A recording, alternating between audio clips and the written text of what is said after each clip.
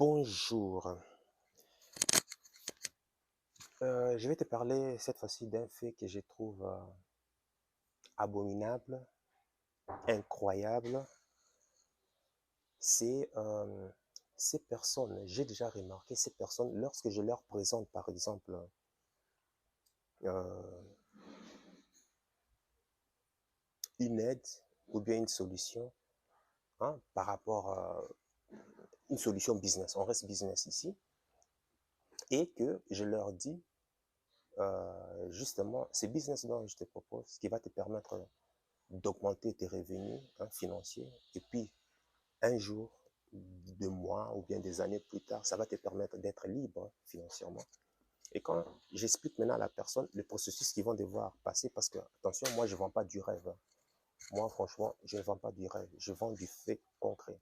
Le business, c'est difficile. Oui, c'est comme ça. C'est difficile.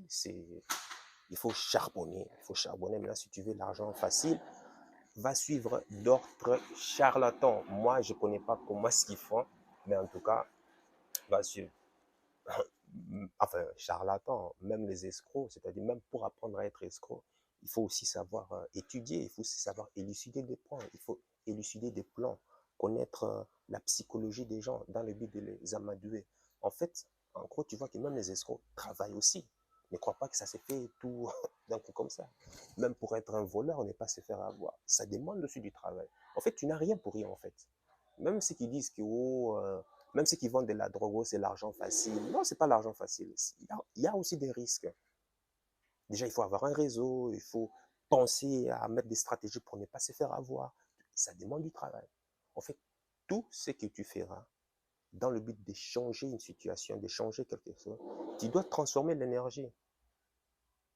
Donc, ça va demander un catalyseur. Et ce catalyseur, c'est ce que toi, tu vas mettre en place. En fait, c'est l'action, en fait. Les personnes me disent que, ben voilà, ils veulent commencer un business, ils ont déjà d'autres, ils veulent commencer un business, ils ont déjà d'autres business, mais ils n'ont pas de financement. Ok, ça va. Moi, je viens, je leur propose. Hein, je leur propose une solution qui va leur permettre d'avoir ces financements et commencer leur business ou réaliser leur rêve.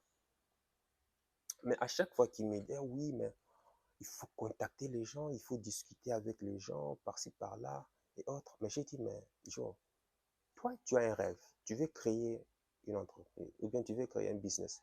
Mais dis quoi? À qui tu vas aider? Qui tu vas aider? Qui veux-tu aider? Des robots? Tu veux aider des machines, des animaux? Bref, tu dois être en communication, tu dois savoir parler avec. Quand, quand je présente l'opportunité LR à des gens, j'explique, j'ai dit toujours, ce n'est pas simplement des produits ou l'argent ou les voyages ou la communauté. Non, tout ça c'est bien. Mais en gros, en fait, c'est une entreprise de développement personnel, en fait.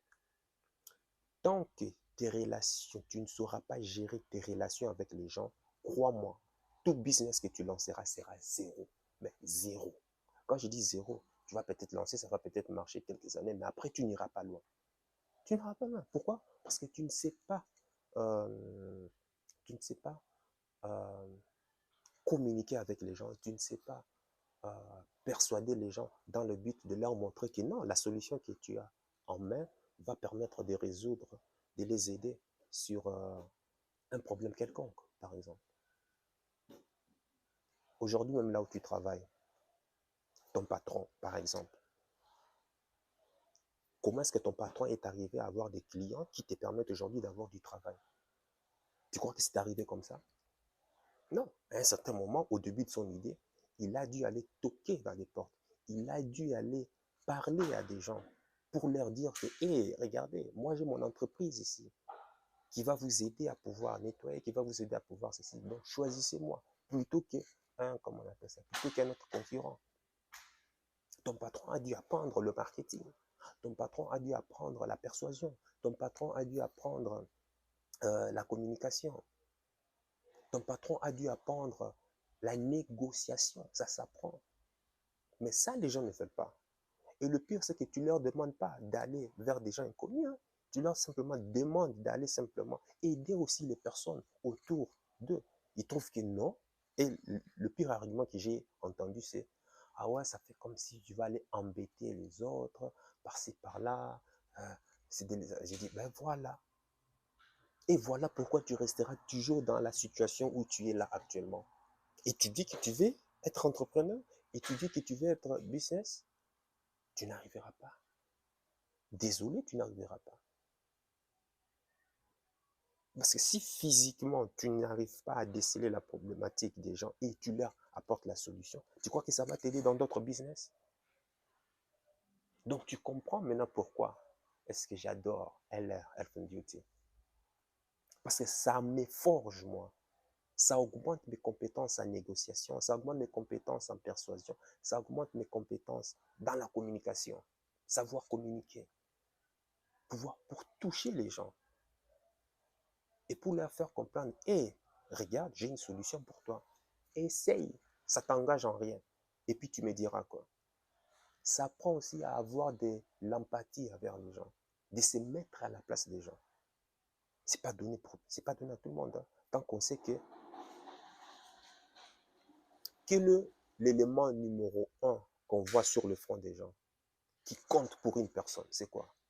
Make me feel important. Euh, Fais-moi sentir plus important. En fait, les gens sont égoïstes. Ils pensent qu'à eux. Donc, ça veut dire que toi, là, qui dis que non, moi, je vais aller embêter les autres, les gens vont se sentir embêtés. Non, tu ne fais que refléter ce que toi, tu es.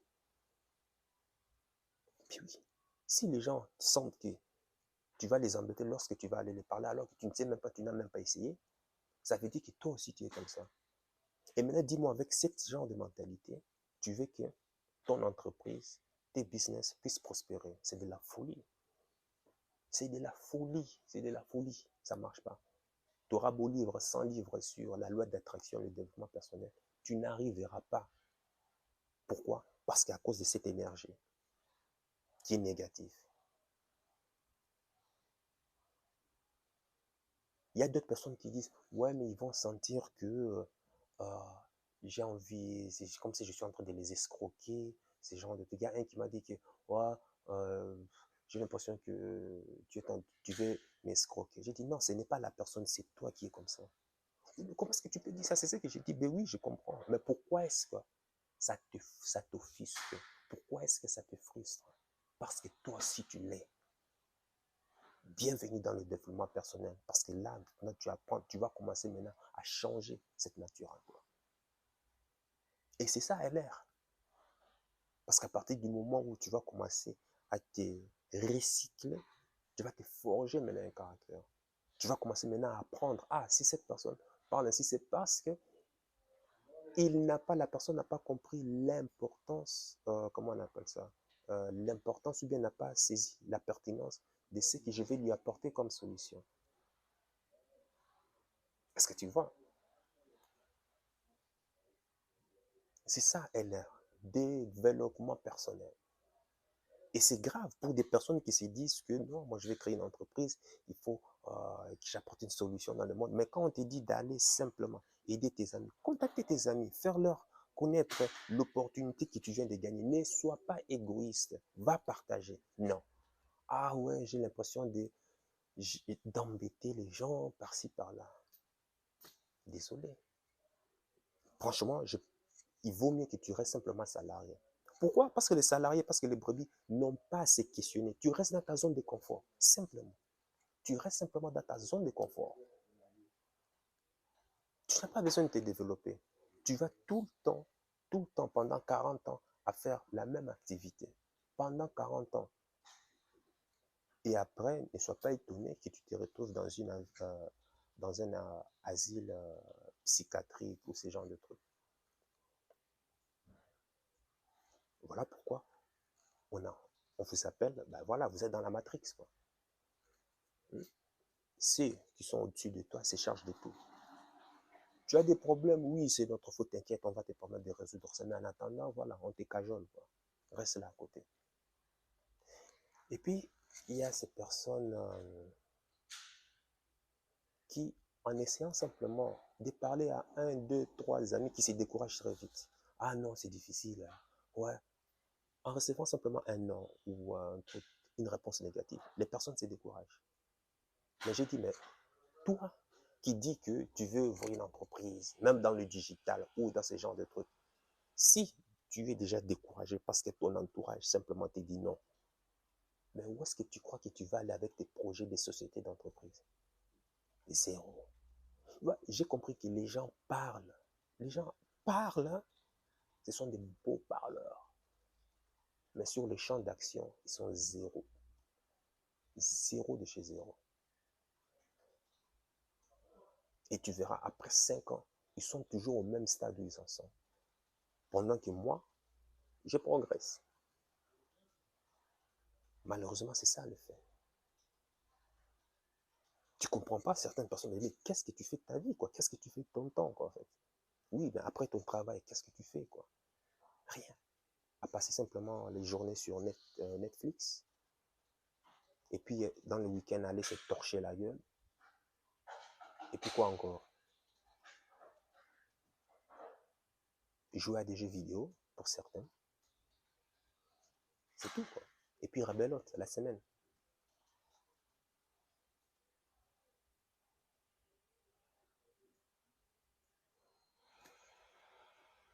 Si tu n'es même pas prêt à persévérer,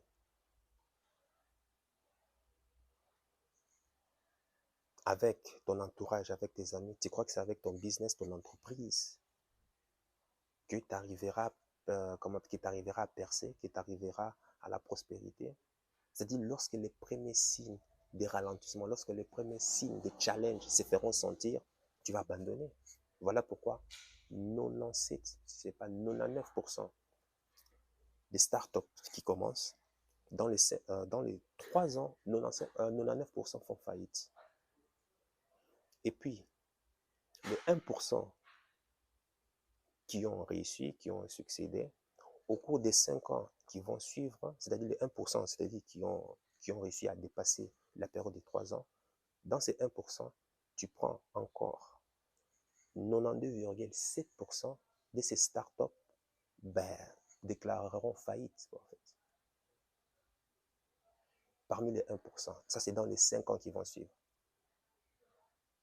Mais imagine, tu as grandi dans un esprit de salarié, tu as grandi dans la matrice et tu veux te jeter dans l'entrepreneuriat. Non, ça ne marche pas comme ça. Il faut avoir les codes, il faut avoir l'état d'esprit. 99% du succès ne vient pas des activités, ne vient pas des stratégies, ne vient pas des actions. Ça se travaille sur le pourquoi, la motivation, la foi, la persévérance.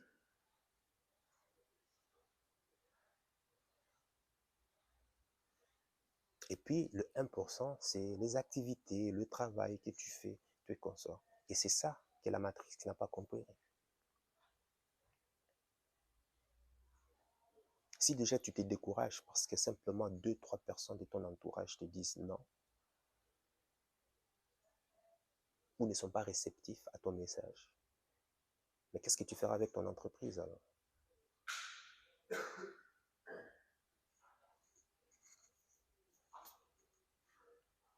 C'est ça l'opportunité LR. C'est le développement personnel. Tu dois te développer personnellement pour montrer au monde que tu es une étoile qui brille. Et je suis sûr que toi, si tu es une étoile, mais tu es étouffé, tu vois, par ton environnement, par tout ce qu'ils ont mis dans ta tête durant toutes ces années et qui t'empêche de briller. Tu as ça en toi. Mais ça dépendra de toi de faire le bon choix pour faire briller ton étoile et que tout le monde s'aperçoive que oui, tu es là, tu sers à quelque chose, tu nous envoies de la lumière.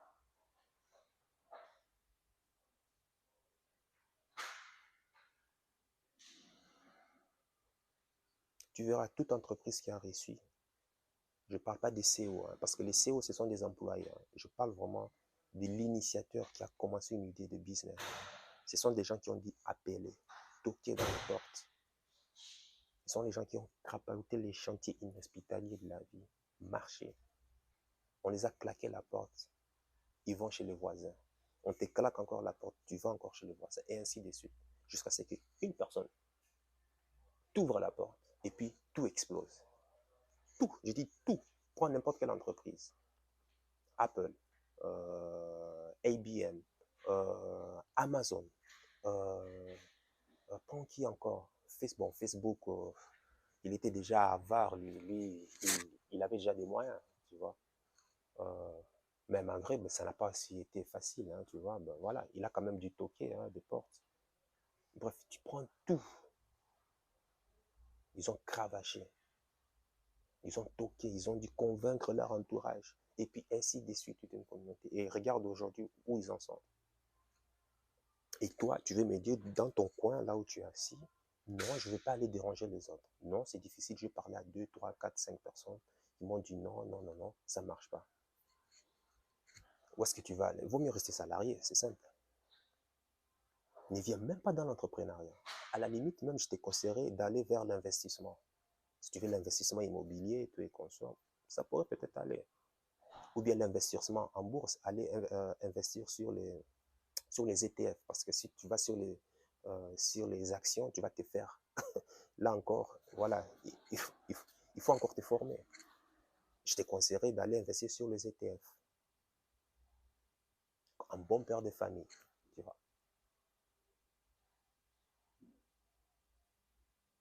Voilà, c'est ça que je tenais à partager avec toi. Et puis, dis-moi dans les commentaires, qu'est-ce qui te fait peur le plus lorsque tu vas aborder les gens? Sois honnête avec moi. Voilà. Sur ce, sache que ton cœur sait déjà ce que ton cerveau essaie de comprendre. Et puis, porte-toi bien.